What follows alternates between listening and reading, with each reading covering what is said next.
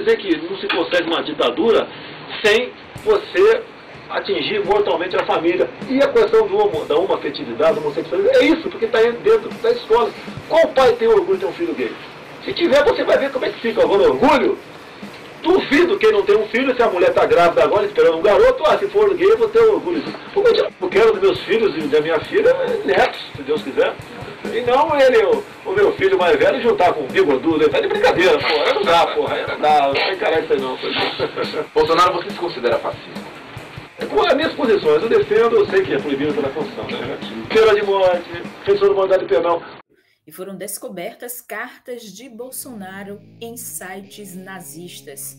Pois é, não foi por acaso que a antropóloga Adriana Dias encontrou provas de que neonazistas brasileiros apoiam Jair Bolsonaro há pelo menos 17 anos.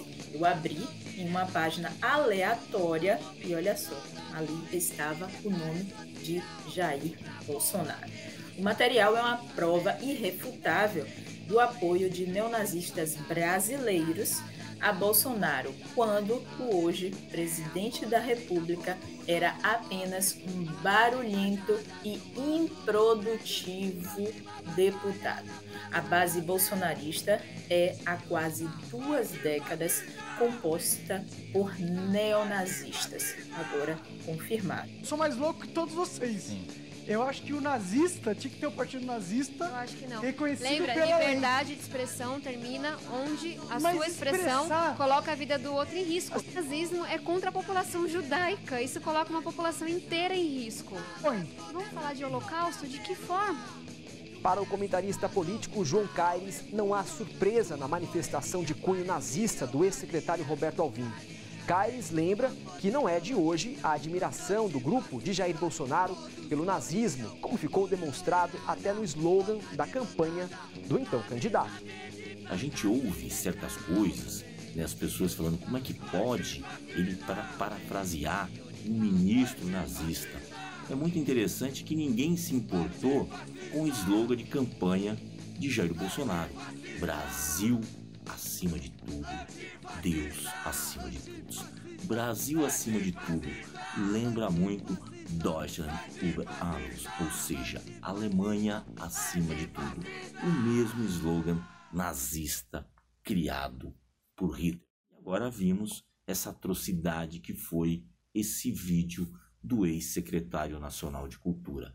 Tem outras coisas, o slogan da campanha de Bolsonaro, deixar-o quieto, e outras atitudes que vêm acontecendo e muita gente está calada, até porque Bolsonaro está entregando muita coisa que parte da elite brasileira, que parte da classe dominante tem interesse, retirar direitos da classe trabalhadora. Sem muita pressa, né, o Bolsonaro foi o último presidenciável a se manifestar sobre o caso da apologia ao nazismo. Quem leu a manifestação do presidente teve a impressão de que o Bolsonaro, que é um admirador da raiva, um fabricante de crise, né? O nazismo voltou ao noticiário depois que um youtuber bêbado defendeu com um certo assentimento de um deputado mal interpretado a existência de um partido nazista no Brasil. Esse tipo de manifestação constitui crime e dados oficiais revelam que a maluquice, além de não ser pontual, ela cresceu nos 3 anos da presidência do Bolsonaro. A Polícia Federal abriu 51 inquéritos para apurar manifestações elogiosas ao nazismo entre janeiro e outubro do ano passado. Em 2020, abriram-se 110 inquéritos. Em 2019, foram 69 inquéritos. Esses números que foram divulgados hoje aí pelo Globo, eles superam a marca que vinha sendo registrada entre 2010 e 2018, quando a Polícia Federal abria uma média de 12 investigações do gênero por ano. O fenômeno não ocorre por acaso. Sob o Bolsonaro, os apologistas do nazismo enxergaram certos estímulos em Brasília. O Roberto Alvim, um secretário de Cultura do Bolsonaro, ecoou num pronunciamento oficial palavras do Joseph Goebbels, que é o ministro da propaganda do Hitler. O Bolsonaro recebeu em audiência no Palácio do Planalto uma deputada ultradireitista alemã, Beatrix von Storch, que é neta do ministro das Finanças do Hitler. O Felipe Martins, que ainda hoje é assessor da presidência, assessor do Bolsonaro, foi filmado no plenário do Senado fazendo o gesto dos supremacistas brancos. Quando analisados assim, Fabíola, em conjunto, esses fatos revelam que a democracia brasileira adoeceu.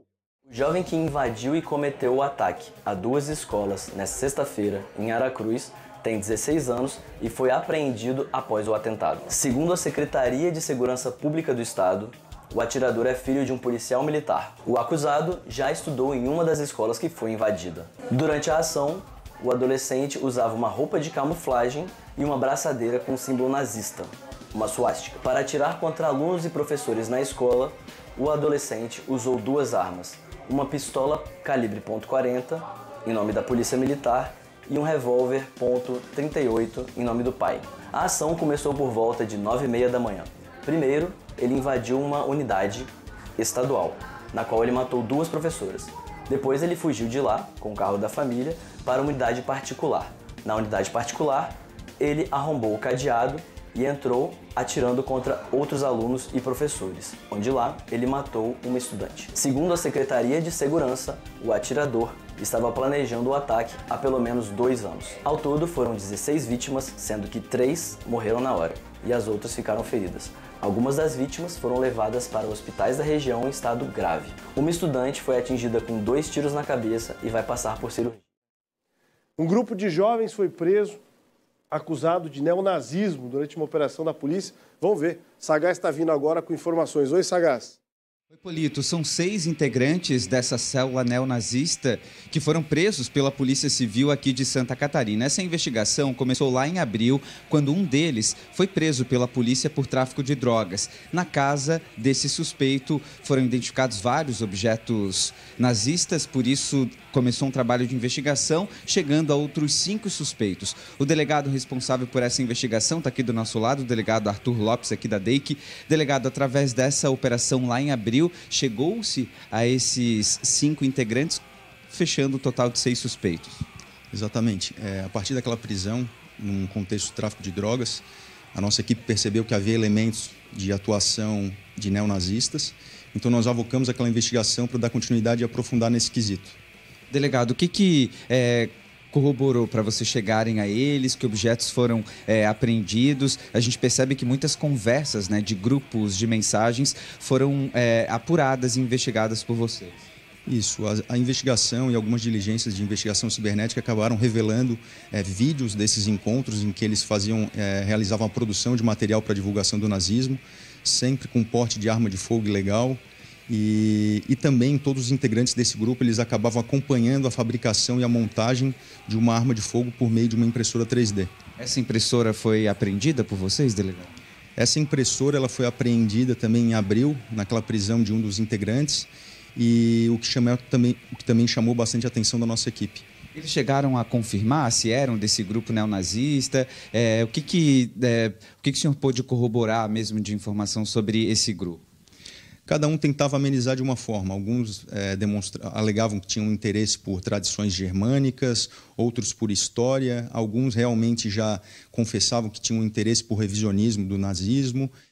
Delegado, eles também falavam de mensagens racistas, e com xenofobia, né? Isso foi possível comprovar? Sim, ficou bem delineado. Todos eles tinham manifestações recorrentes contra nordestinos, contra negros, contra homossexuais. Então, o discurso de ódio era prática constante desses investigados.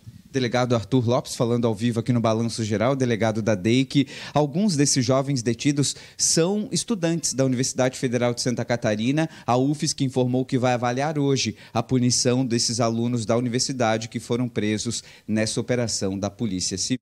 O presidente Jair Bolsonaro voltou a chamar de herói nacional o coronel Brilhante Ustra. Bolsonaro teve um encontro hoje com a viúva do ex-chefe do DOI-CODE. O presidente recebeu Joseíta Silva Brilhante Ustra para um almoço no Palácio do Planalto. No cardápio, recordações sobre o período militar e do marido dela, Carlos Alberto Brilhante Ustra, que morreu em 2015. Em 1974, Ustra chefiou o DOI-CODE, órgão responsável pela repressão a quem fosse considerado ameaça ao governo militar. Em 2008, se tornou o primeiro oficial condenado por crimes cometidos durante a ditadura militar e foi declarado torturador pela justiça. Herói nacional. Em 2015, durante a votação do impeachment de Dilma Rousseff, Bolsonaro exaltou o coronel Ustra. Pela memória do coronel Carlos Alberto Brilhante Ustra, o pavor de Dilma Rousseff. O dia 31 de março marca o golpe de Estado colocado em prática em 1964, encerrando o governo do presidente democraticamente eleito João Goulart. Nesta quarta-feira, data em que se completam 57 anos do golpe, apoiadores do presidente Jair Bolsonaro foram às ruas do Rio de Janeiro para comemorar a implantação do regime que durou até 1985. Nós estamos comemorando 31 de março de 1964. Entre os presentes no ato em Copacabana, alguns saudosos gostariam de ver um novo regime militar em prática no país. Estamos pedindo a intervenção militar com o presidente Bolsonaro no poder. Tá? Nem mesmo a pandemia de Covid-19, que bateu um novo recorde de mortes no país na última terça-feira, impediu a reunião dos manifestantes. Deixa a pandemia de lado e vamos pra rua. O novo ministro da Defesa, General Braga Neto, estreou no cargo afirmando que o golpe que instaurou a ditadura militar no Brasil devia ser celebrado